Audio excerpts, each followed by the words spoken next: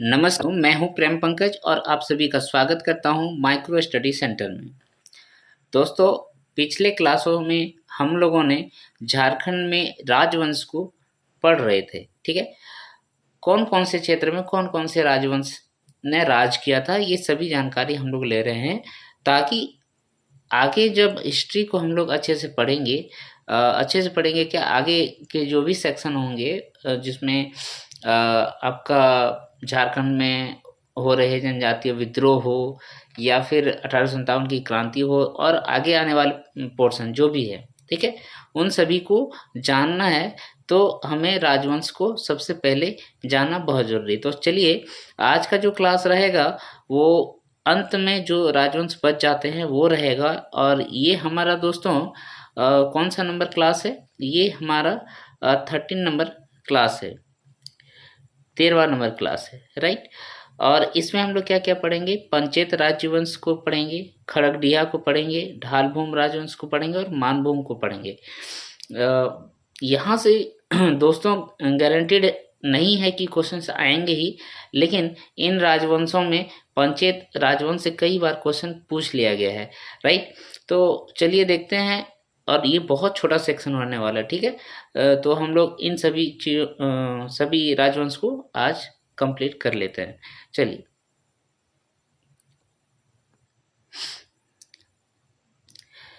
देखिए दोस्तों, यहाँ मैं सबसे पहले ये बता देता हूँ कि ढालभूम जो है, आपको पता है पूर्वी सिंहभूम है ढालभूम, ठीक है।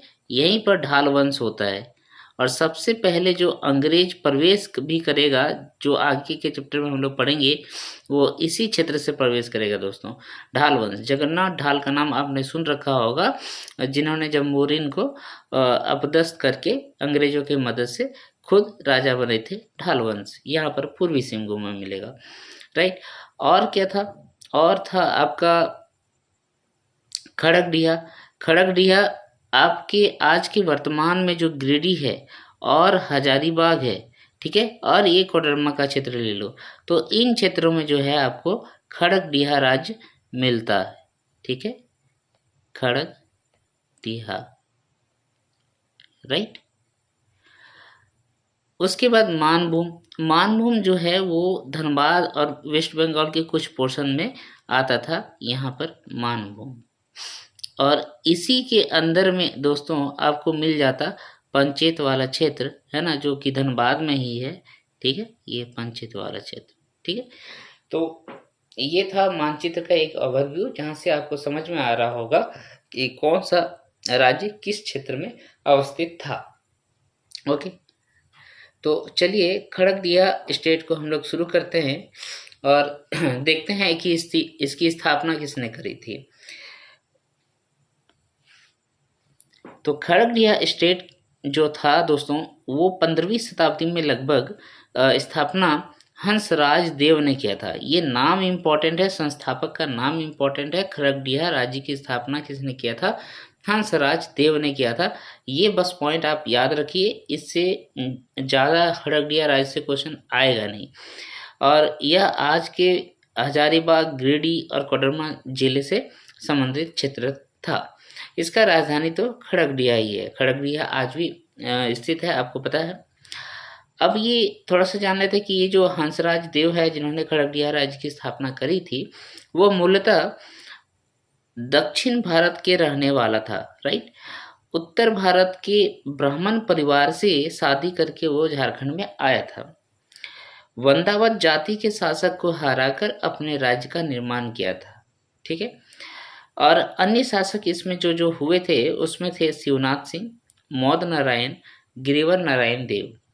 शिवनाथ सिंह, मौद नारायण और गिरिवर नारायण देव। तो इससे जो मोस्ट इम्पोर्टेंट क्वेश्चन खड़गडिहा राज्य से बनता है दोस्तों, वो यही है कि इसके संस्थापक कौन थे? हंसराज देव थे। और ये कहाँ से आए थे? तो दक्षिण भारत से आए थे।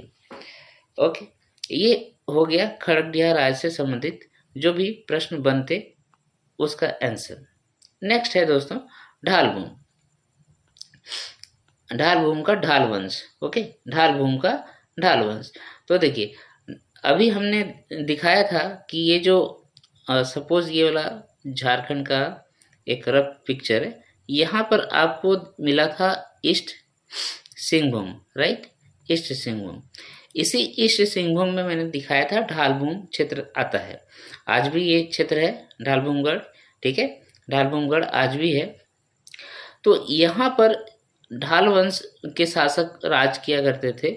और जब अंग्रेजों का सबसे पहले 1767 ईस्वी में जब पदार्पण हुआ झारखंड में, तो इसी क्षेत्र से हुआ था, ठीक है। तो देखिए थोड़ा सा ओवरव्यू यहाँ देख लीजिए, मिल जाएगा आपको। तो इसका विस्तार जो है वर्तमान में पूर्वी सिंहभूम में था और राजधानी जो है वो ढालभूमगढ़ था, ठीक है, आज भी ढालभूमगढ़ है। और यहाँ से एक क्वेश्चन भी प्रेजेंटली कहीं ना कहीं पूछा गया था कि कौन सा वह जगह है जहाँ पर एयरपोर्ट बनने वाला था, वो अब नहीं बनेगा, ठीक है, तो वो ढालभूमगढ़ था। तो मेजर पॉइंट इसमें क्या है, देखिए यहाँ पॉइंट होगा कि 1767 ईस्वी में जगन्नाथ ढाल अंग्रेजों के मदद से ढालभूम राजा जम्बूनी, है ना, जम्बूनी को अपदस्थ करके राजा बनता है। एक्चुअल में अपदस्थ क्या करेगा, अंग्रेज लोग जो है ढालभूम क्षेत्र पे हमला करता है और जम्बूनी को वहां से भागने में विवश कर देता है। और जलते हुए महल पे जो है अंग्रेजों ने अधिकार किया था। और चूंकि ये जगन्नाथ ढाल जो है उसी वंश का रिश्तेदार था, तो बाद में जगन्नाथ ढाल को उसका राजा घोषित करता है। फिर क्या है कि जगन्नाथ ढाल भी जो है अंग्रेजों को कर दिया करते थे, लेकिन बाद में वो कर देने से मना कर दिया। तो फिर क्या हुआ, जगन्नाथ ढाल को भी हटा दिया गया और नीबू ढाल को उसका राजा बना दिया गया। ये मोटा मोटी कहानी है दोस्तों, ठीक है। तो जगन्नाथ ढाल अपने लोगों से मिलकर विद्रोह करता है, जिसे हम ढाल विद्रोह के नाम से भी जाना जाता है, जिसका टाइम पीरियड था 1767 से लेकर 77, है ना। झारखंड का पहला अंग्रेजी हुकूमत के खिलाफ ये विद्रोह माना जाता है। तो यहाँ से 2 पॉइंट मिला, ये दोनों पॉइंट आपको याद रखना है। पहला तो इसकी राजधानी जो है ढालभूमगढ़ है। दूसरा 1767 ईस्वी में जो है अंग्रेज लोग इसी वंश को हरा कर जो है सबसे पहले झारखंड में प्रवेश करता है।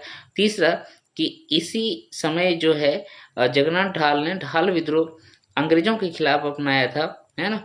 और वो क्यों अपनाया था, तो जगन्नाथ ढाल को अपदस्थ करके नींबू ढाल को राजा बनाने के रीजन से, राइट। और यहाँ पर क्या था कि ढालभूम में जो है नरबली प्रथा भी प्रचलित थी। ये भी पॉइंट आपको याद रखना है। ये इससे क्वेश्चन आए भी हैं कि कौन से शासकों के द्वारा नरबली प्रथा प्रचलित रखा गया था, तो वो है ढालभूम के ढाल वंश के द्वारा। देखिए दोस्तों, आने वाले जो भी जेपीएससी के एग्जाम्स होंगे और जेएसएससी के एग्जाम्स होंगे, है ना, और अदर झारखंड के जो भी एग्जाम्स ले लीजिए, उसमें झारखंड इतिहास का क्वेश्चन जरूर से जरूर रहता है और वो क्वेश्चन इन्हीं में से रहता है, ठीक है। तो आप छोटा छोटा वीडियो है 15 मिनट 20 मिनट का, आप जरूर से देख लीजिए। अगर किसी को ज़्यादा टाइम लग रहा है तो उसमें भी आप स्पीड बढ़ा के देख लीजिए, आपको बहुत क्विक रिविजन मिल जाएगा। नेक्स्ट चलते हैं पंचायत राज्य। तो पंचायत राज्य बहुत ही छोटा राज्य था, ठीक है। मानभूम वंश जो मानभूम में रहते थे उसके अंदर ही समझ लीजिए पंचायत राज्य भी था, ठीक है। तो मानभूम का सबसे शक्तिशाली राज्य जो था वो यही था, पंचायत राज्य, ठीक है, सबसे शक्तिशाली राज्य था, ओके। तो इस राज्य का जो नींव रखा था वो कौन रखा था, कांसीपुर नरेश, उसका पुत्र कोई था, है ना, उसने इसका नींव रखा था। देखिए इस सब की जानकारी पूरी नहीं है कहीं पर, इसलिए इससे क्वेश्चन भी ज़्यादा डीपली नहीं पूछे जाते हैं, ऊपर से ही पूछे जाते हैं। अब यहाँ पर एक मोस्ट इम्पॉर्टेंट जो पॉइंट है ये आप याद रखिए और ये वाला याद रखिए, इससे क्वेश्चन पूछे भी गए हैं कि राज्य के राजाओं को गोमुखी राजा कहते हैं क्योंकि पहले राजा का लालन पालन जो है कपिला गाय का दूध पिलाकर हुआ था, ठीक है। तो राज्य के इनके यानी कि पंचायत राज्य के राजाओं को हम लोग क्या कहते हैं, हम लोग गोमुखी राजा कहते हैं। क्या कहते हैं, गोमुखी राजा कहते हैं, ठीक है। और ऐसा क्यों कहते हैं, क्योंकि इसका जो पहला राजा था उसका जो लालन पालन हुआ था वो कपिला गाय नामक गाय का दूध पिलाकर हुआ था। और इसीलिए इस राज्य का जो राज्य चिन्ह है वो कपिला गाय का पूंछ या चवर है। कपिला गाय का पूंछ या चवर है। क्या है? कपिला गाय का पूंछ या चवर है। ठीक है, तो पंचायत राज्य से रिलेटेड जानकारी भी इतना ही मिलता है और यहाँ यहीं से क्वेश्चन पूछ लिए जाते हैं। ठीक है, नेक्स्ट पेज में चलते हैं हम लोग। आप सभी को बीच में मैं बार बार बोलता नहीं हूँ, लेकिन अभी मैं और एक बार बोल देता हूँ कि आप ज़रूर से ज़रूर चैनल को सब्सक्राइब कर लीजिएगा दोस्तों, क्योंकि आने वाले जो भी एग्ज़ाम्स है उसके लिए मैं सारे वीडियो आपको झारखंड से रिलेटेड ला कर दूंगा और बहुत ही शॉर्ट फॉर्म में और बहुत क्विक रिवीजन आप लोगों का होता रहेगा।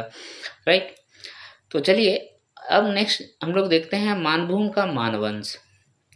तो इस वंश की जानकारी जो है, देखिए हम लोग यहाँ पर उन्हीं क्वेश्चनों पे ध्यान देंगे जिन क्वेश्चनों को पूछा जाता है, ज़्यादा हम लोग यहाँ पर नहीं पढ़ेंगे। ठीक है, तो इस वंश की जानकारी, मानभूम के मानवंश की जानकारी जो है, दूध पानी शिलालेख। ठीक है, कहाँ से? दूध पानी शिलालेख हजारीबाग में जो 8वीं सदी का है उससे मिलता है, और दूसरा गोविंदपुर शिलालेख से जो कि धनबाद में है। ठीक है, इसमें कवि गंगाधर द्वारा निर्मित 14वीं सदी में है ये। ठीक है, यानी कि एक हो गया दूध पानी शिलालेख और दूसरा हो गया गोविंदपुर शिलालेख। इन दोनों ही शिलालेख से जो है हमें मानभूम के मानवंश की जानकारी मिलती है। अब यहाँ पर क्या है देखिए, तो मानभूम का जो मानवंश था, उन लोगों ने सबर जनजाति जो इस क्षेत्र में बहुतायत में रहते थे, उन लोगों को काफ़ी परेशान किया।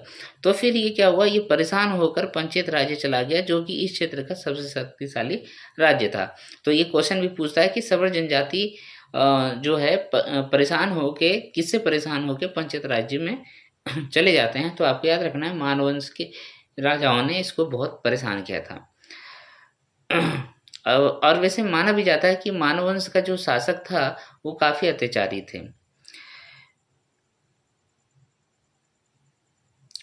और इसी क्षेत्र में जो है दोस्तों, इसी मानवंश के क्षेत्र में भूमि स्वराज्य आंदोलन जो है 10वीं शताब्दी में हुआ था। ठीक है, 10वीं शताब्दी में एक भूमि स्वराज्य आंदोलन जो हुआ था वो इसी वंश में हुआ था, इसी वंश के जरिए हुआ था, मदद से हुआ था, ऐसा आप मान सकते हैं। तो इसमें ज़्यादा क्वेश्चन नहीं है, इस पर ज़्यादा ध्यान नहीं देते हैं। चलिए नेक्स्ट चलते हैं। तो और जानकारी तो नहीं है, चलिए और एक बार क्विक रिवीजन आपको मैं करा देता हूँ। पहला मैंने बताया था ढालभूम का ढाल वंश जो है यहाँ पर आ गया ईस्ट सिंहभूम में, और यहाँ पर 1767 वाला कहानी आपको याद रखना है। जगन्नाथ ढाल यहाँ पर राजा बनते हैं अंग्रेजों के द्वारा, फिर नींबू ढाल को बना दिया जाता है, और इस तरीके से यहाँ पर 1767 से लेकर 77 तक जो है एक विद्रोह चलता है जिसका नाम ढाल विद्रोह है, और जिसका नेतृत्व कौन कर रहे थे, वो ढाल वंश के राजा जगन्नाथ ढाल कर रहे थे। ये हो गया। दूसरा हमने पढ़ा था खड़गडिहा राज्य, जो यहाँ पर और यहाँ पर, यानी कि हजारीबाग में, कोडरमा में और गिरिडीह में, इन क्षेत्रों में आपको मिलेगा। ठीक है, गिरिडीह इसी में हो गया खड़गडिहा, खड़गडिहा, खड़गडिहा। ओके, और इसकी जो स्थापना था वो पॉइंट मैंने याद रखने के लिए कहा था, वो क्या था, हंसदेव राज। ठीक है, अब नेक्स्ट फिर क्या हो गया, धनबाद वाला इलाका। तो धनबाद वाला इलाका में जो है 2 वंश पढ़ना है, एक हो गया पंचायत वंश और दूसरा पंचायत राज, और दूसरा पढ़ना है मानवंश। ठीक है, तो मानवंश से रिलेटेड तो ज़्यादा जानकारी नहीं था, बस ये याद रखना था कि मानवंश जो है काफ़ी अत्याचारी थे, और उन्हीं की वजह से सबर जनजाति जो है पंचायत का क्षेत्र चले जाते हैं। और पंचायत के राजाओं को हम लोग क्या बोलते थे, गोमुखी राजा बोलते थे, गोमुखी राजा बोलते थे। और ऐसा क्यों बोलते थे, क्योंकि उसका पहला जो राजा था उसका लालन पालन कपिला गाय के दूध पिलाकर करी गई थी। ठीक है, और इसका राज्य चिन्ह भी हम लोगों ने क्या देखा कि गाय का पूंछ था या फिर चवर बोलते रहे। ठीक है, ओके। तो आज का क्लास में तो इतना ही है दोस्तों। ठीक है, अगर आपको मेरा वीडियो पसंद आ रहा है, आपको लग रहा है कि झारखंड से रिलेटेड सभी जानकारियां मैं आपको दे रहा हूं, ठीक है, और काफ़ी मदद हो रही है आपकी तैयारी में। तो ज़रूर से ज़रूर माइक्रो स्टडी सेंटर चैनल को सब्सक्राइब कर लें, राइट। और इसको ज़्यादा से ज़्यादा लाइक एंड शेयर मिलना चाहिए दोस्तों, ठीक है, क्योंकि ऐसा फ्री में वीडियो आपको ज़्यादातर लोग नहीं प्रोवाइड कराते हैं, ठीक है। यहाँ पर मैं पूरा कंप्लीट झारखंड ही पढ़ा दूंगा। झारखंड से जो भी झारखंड जीके है, हिस्ट्री, ज्योग्राफी, ठीक है, पॉलिटी भी पढ़ा दूंगा, साथ ही साथ जो है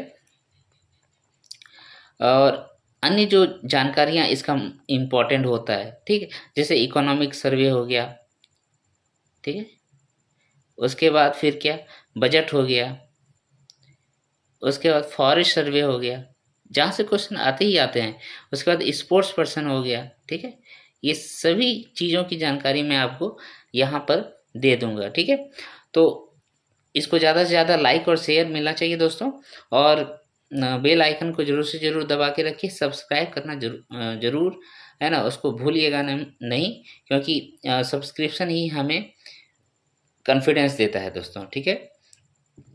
तो चलिए आज का क्लास इतना रहेगा। जय हिंद, जय भारत, जय झारखंड।